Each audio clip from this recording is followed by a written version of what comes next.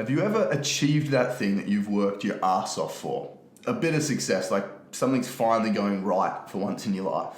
And then immediately when it happens, you start doubting yourself and you feel like you don't deserve it. Like any day now, someone's just gonna tap you on the shoulder and say, hey, you don't actually belong here. Well, that's imposter syndrome, and it's way more common than you think, especially in your 20s when you're just starting to build your thing. Welcome back to the Post School Podcast, and today I want to unpack why imposter syndrome shows up so much in our 20s, as well as how it affects our growth and how to stop letting it rob you of all the success in your life that you've actually worked your ass off to have and that you deserve. If you're new here, welcome. We discuss all the things that we have questions about in our 20s so that hopefully throughout those 20s, we're not feeling so alone.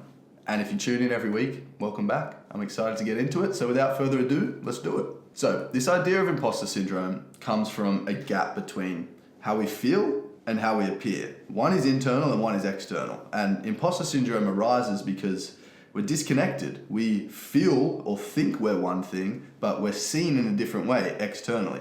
And we then start questioning our ability to live up to the external view because internally we don't feel like we match it. And social media has made this so much worse because we're constantly comparing someone else's highlight reel to our own behind the scenes. Like, we know how we feel behind the scenes and we're comparing that to what someone else is showing us of the best parts of their life. So we don't see their behind the scenes, but we still compare it like they're on a level playing field. Now, a great example of this, and something that I've noticed so much in my 20s, is whenever you engage in some sort of discussion about what most would consider like a well-educated topic.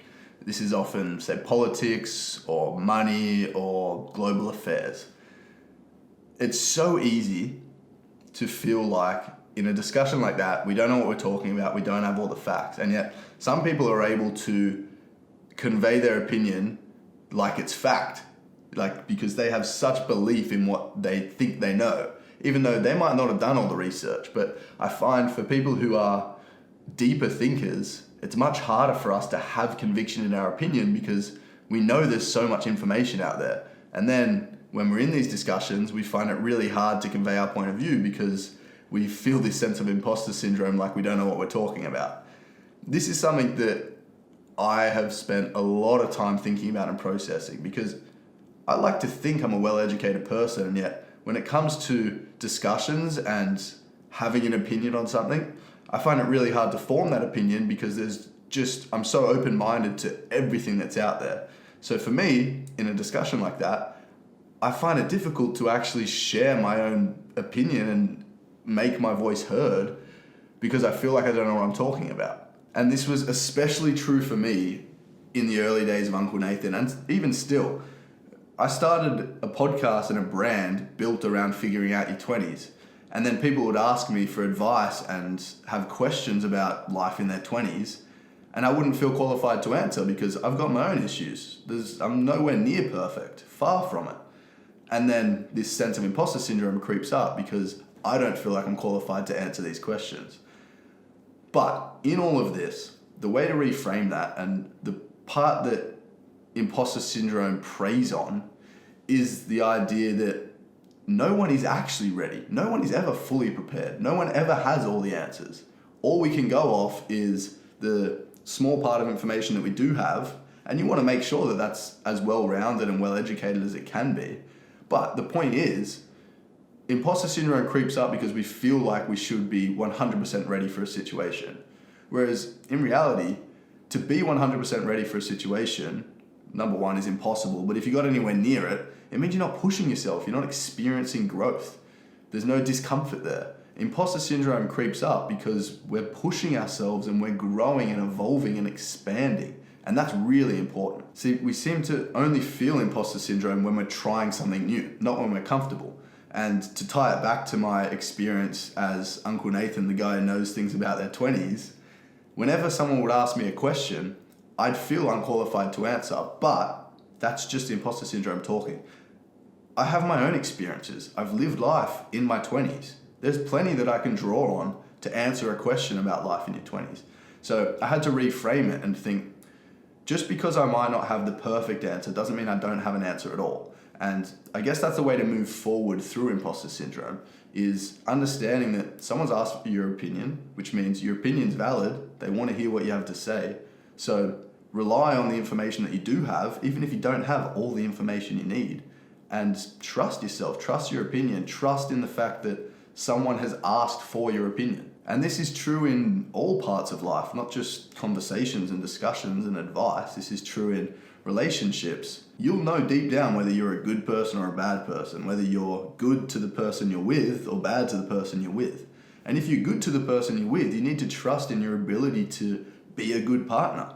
Clearly you're doing something right if that's the way that you're perceived, and if people are telling you that you're a good person and a good partner, you need to believe in that. And it's the same in work situations. If you've been given a certain responsibility, and sure, internally you feel like you're not ready to take on that responsibility, if that's been given to you, there's a reason it's been given to you. Someone sees the potential in your ability to handle that responsibility. So trust in that, and that's not to say you're not going to make mistakes. There's plenty of times where you're going to stuff up, but you need to be able to take the step forward regardless of the outcome. If you make a mistake, you learn from it. If you don't make a mistake, happy days, you should have taken on more responsibility. Continue to expand. So this concept of imposter syndrome is so extreme in our 20s, because really our 20s are just one long identity crisis. Like, you're trying to figure out who you are while the world is telling you who you should be. And then because we listen to what the world is saying, these expectations around work, relationships, life, self-development create an unrealistic idea of who we think we should be and where we think we should be at, which then makes us feel like we're behind or unqualified to be doing what we're doing. And it's funny, this is a concept that I heard a lot in my late teens while I started the podcast, and I'm really glad that I understood this perspective from a younger age because it's helped me immensely in my early 20s. But it's this idea that we expect to be confident before we do the thing, but actually, confidence is built in doing the thing you're not ready to do. We get so stuck in thinking confidence comes first, but in reality, confidence is built through competency, not before it. You get good at the thing you're doing, and then you become confident. But to get good at it, you have to start and try and fail and make mistakes and learn and try again. I want you to think back to something you were terrified to do, whether it was a massive exam at school, a new relationship, a new job, a promotion, a new role at work. You didn't feel ready then, and yet look at where you are now, absolutely killing it. So take that into the next situation where you don't feel ready and apply the same logic. Just because I don't feel ready doesn't mean I'm not ready. So I'm going to try it, figure it out, and then confidence will come. It all ties back to that famous quote that everyone knows, fake it till you make it. Well, it's never been more true. Fake it till you make it is the best way to look at life. And that's not to say be a fraud. That's to say look like you know what you're doing until you know what you're doing. Trust in your ability and trust in the fact that you've done the work to know enough to do what you say you're going to do. And then do the thing. Fake it till you make it. So lately I've caught myself in a bit of a lie, and I've found that imposter syndrome has been really strong because of this lie I've been telling myself. And on a personal note, this is a rise from my journey trying to get my book published. I look at a lot of people out there who have had books published, and I think, I don't understand how they've had them published. Like, they are smart and great people, but I feel like the value that I have to offer through this book just makes so much sense and can help so many people that maybe I mustn't be good enough, or maybe what I've written isn't strong enough to really help people. And that's my imposter syndrome creeping up. It's as if because it feels like no one's listening to my message must be invalid or not worthy. Whereas in reality, these people that are getting published are just louder. They have a bigger audience, there's more commercial value in it. It doesn't mean that what I've written in this book is any less worthy or valuable or has the ability to help people. It just means that they're louder. And this is often the case in so many aspects of life. We tell ourselves that what we're doing or what we think isn't worthy or valid because other people are getting more attention or listened to more. Whereas in reality, those people are just much louder. Think about some of the most successful people you know. Are they quiet? When you walk into a room, do you hear them? Do you see them? Do they just stand out? Do you sometimes think, how the fuck is this person where they are? They're an idiot? Because I do. There are plenty of people I look at who I think, I would love to be where you are, and I have no idea how you got there. But the reality is, these people have conviction in what they believe, and they go after it. And there are going to be people along the way that disagree with what they think, but they're okay with that. They're loud and they share their opinion. So I guess the point in that is to go after what you want anyway. There's always going to be haters and doubters, and this imposter syndrome is going to make you focus on the doubters. But what's important is to be loud and have conviction in what you believe and what you're ready to do and accomplish. See, most of these people that we look up to and admire have no idea what they're doing either. They're doubting themselves just as much, but the difference is they're pushing themselves to move forward regardless. And that's what I do with these podcast episodes. When I sit in this chair and talk to you guys, very often I don't feel qualified to be talking about what I'm talking about.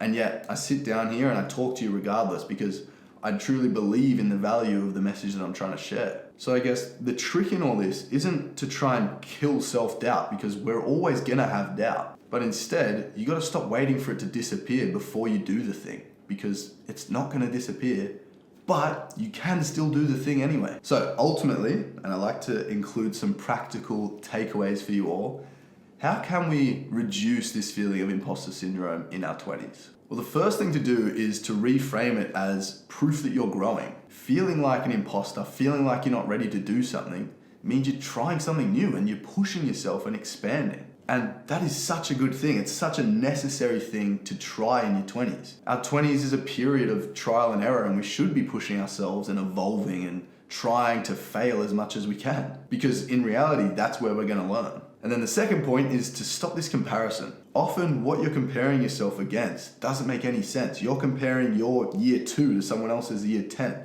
and wondering why you're not at the same point. The self-doubt that creeps in is completely invalid because it's come from an unlevel playing field. It makes no sense for you to feel like you should be here when you're 8 years behind. And when I say behind, this is purely a metric. It's very much possible for someone to have more experience than you. If you've been doing something for a certain amount of time and someone's been doing the same thing for longer and putting in the same amount of hours, they have more experience than you. It's not fair to compare yourself now to what they are now when where you are now is where they were 8 years ago. It just doesn't add up. So stop comparing your year 2 to someone else's year 10. And then the third point is to collect evidence rather than listen to your emotions. It's like a pros and cons list. It makes way more sense to actually look at the facts than it does to just sit in your head. So when you are doubting yourself, look for actual proof of what you've done. Don't just let this thing tell you what's happening, because chances are it's overreacting or exaggerating the situation. Look for proof of what you've done. Look at messages, past results. Write down your achievements. Look at medals that are hanging up in your bedroom, and let that speak louder than your anxiety. And then the fourth point is to talk about it. The second you say it out loud to someone that cares about you and knows you, it loses its grip, loses its power. Not only are they going to snap you out of it and tell you how it really is, but the reality is everyone's faking it a little. And the people who own that and push forward regardless are the ones who win. Something that might help, like what I was saying before, is to start this wins list. So in your phone, go to notes and write down all your big achievements and small achievements, anything that you felt proud of. And then when you feel imposter syndrome creeping up, just scroll through it. Remind yourself that you are capable and you've done big things, and you will continue to do great things. All right, let's move on to our community question for this week. And this is a question that I really like, and I've been super excited to talk about it. So the question is, how do you know if you're being humble or just self-sabotaging? And I've got a really easy reframe for you here. See, humility is awareness, but self-sabotage is avoidance. Humility says, I still have more to learn, whereas self-sabotage says, I don't deserve to learn it. So if you're staying small or preventing yourself from doing something because you're scared, that's not humility, that's fear in disguise. It all just comes down to awareness. If you know you're good at something, but you play devil's advocate and maybe poke holes in your own theory, that's humility. If you are just doubting yourself and saying you're not good enough to do something, you might be self-sabotaging. But the main point to today's episode is that you are not a fraud. Even if you are completely incompetent for the thing you're about to try, the best way to learn is by doing.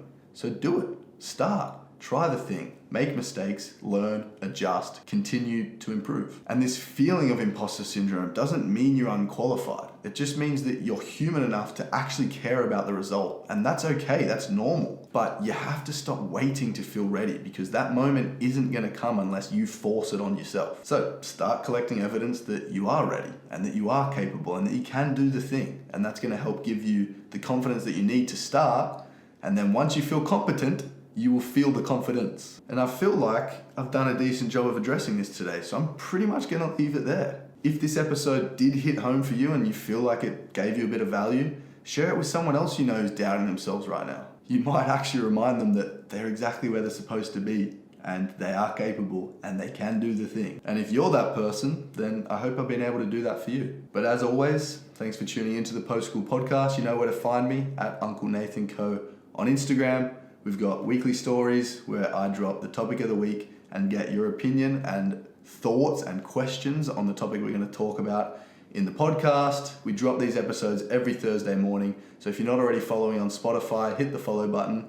And also, if you like these episodes, a rating and a review goes a long way in getting this podcast out there to more people just like you. So I'd really appreciate if you got 5 seconds to drop a 5 stars and a little review. I read them all. It makes me super happy. Thanks so much for tuning in, and I'll see you next week.